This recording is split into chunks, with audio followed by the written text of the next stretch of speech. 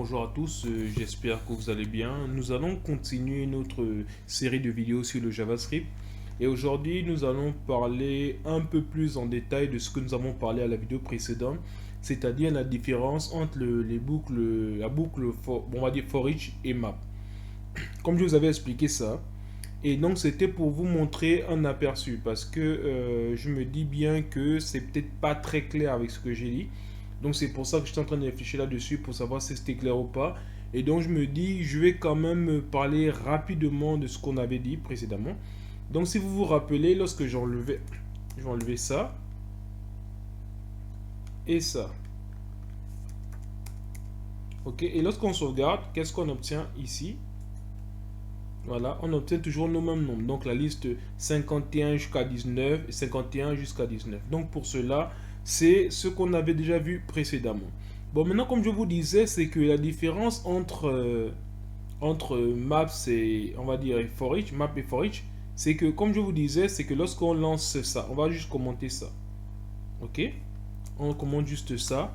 Et lorsqu'on lance juste ça, on a bien dit qu'on retournait juste chacun de ces nombres-là. Ok, très bien. Supposons maintenant que je vais tester autre chose. Je vais créer un array. Bon, array, je crois que j'ai un array 4 ici. Non, AR4, je pense. Non, il n'y en a pas. Ok, bon, je vais créer un. Ou bien... Bon, je vais même prendre ce qui est là. C'est quoi? C'est A quelque chose, ouais. A1 comme ça. Ok. Lorsqu'on a ça, on a bien chacune de ces valeurs-là. Regardez maintenant si je fais une boucle mal dessus. On va dire map dessus. On va dire, je vais mettre ici A1 comme ça. Ok, et là je mets un point map. Ok, et là qu'est-ce qu'on a dit? Je veux juste faire quoi? Je veux juste prendre nombre que je vais retourner quoi? Je vais retourner juste nombre comme ça. Si je sauvegarde, qu'est-ce qu'on obtient? Regardez, on a bien obtenu ça. Ou peut vous dire que non, mais c'est pareil, rien n'a changé. Oui, parce que j'ai juste mis nombre ici et nombre là. Ce que je vais faire, c'est que je vais mettre ici nombre au carré. Donc nombre fois nombre comme ça. Donc on aura ici nombre fois nombre. Regardez ce qu'on obtient. On a bien retourné le truc au carré. Mais vous avez bien vu ce qui s'est passé. C'est que j'ai fait juste un ar.1 point map. Et qu'est-ce que ça nous donne ici? Ça nous donne bien nombre avec nombre fois nombre. Donc ici ça retournait le nombre au carré. Donc ici, si on pouvait faire, pour revenir juste un récapitulatif sur la différence entre les deux, c'est que quand on écrit, je vais revenir rapidement, pour ceux qui n'ont peut-être pas vu, mais la différence entre map et for each, c'est que la boucle for each, qu'est-ce qu'il fait? Il retourne juste, on va dire, des nombres comme ça, mais tandis que la map, lui, va retourner un tableau de nombres. Donc ici, ce qui s'est passé, c'est que quand on a fait avec le R comme ça, là, je vais juste enlever ça. Je vais commenter ça comme ça. Lorsqu'on fait juste une for each sur le A1 qui est là, A1, donc 51, 18, 32, ainsi de suite.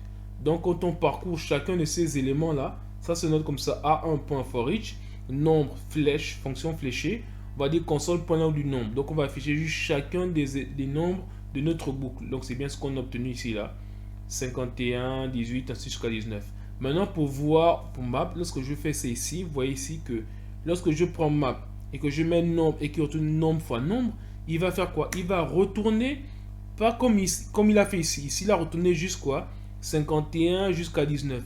Mais ici, il a retourné la même chose au carré, mais pas de façon, on va dire élément après élément, mais dans un tableau qui a tous les éléments. Donc, le but, lorsqu'on veut utiliser une boucle for each, c'est juste pour afficher chacun des éléments.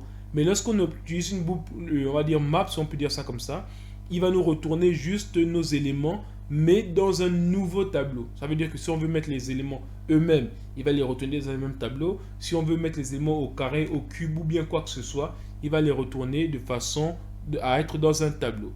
Donc, c'était rapidement la différence entre map et for each. Et je vous donne rendez-vous à la vidéo prochaine où nous allons faire un petit exercice sur des calculs de nombres sur toutes les différentes boucles que nous avons vues. Comme ça, on aura par exemple un exercice un peu complet là-dessus. Donc, rendez-vous à la vidéo prochaine. Merci.